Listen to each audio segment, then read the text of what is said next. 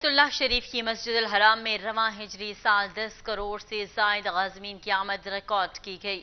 हरमैन शरीफैन के अमूर की निगरानी के जिम्मेदार इदारे के सरबराह शेख डॉक्टर अब्दुर्रहमान सद्दैस ने इंकशाफ किया कि 1444 के आगाज से लेकर अब तक बैतुल्लाह शरीफ की मस्जिद हराम में 100 मिलियन से ज्यादा अफराद की आमद हुई है।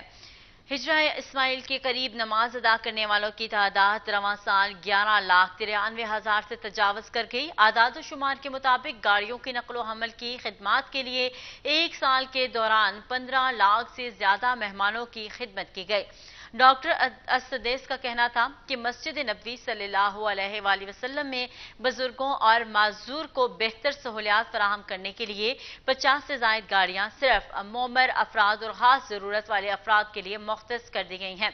साल 2023 के दौरान दोनों मुकद्दस मसाजिद में रज़ाकारों की तादाद बढ़ा दी गई। गाड़ी की खिदमात को जरूरतमंद अफराद तक पहुंचाने के लिए इलेक्ट्रॉनिक ऑर्डर की सहूलियात फराहम की जा रही हैं, जबकि मस्जिद हराम में इलेक्ट्रॉनिक तवाफ की सर्विस की फरहमी भी मुमकिन बनाई जाएगी।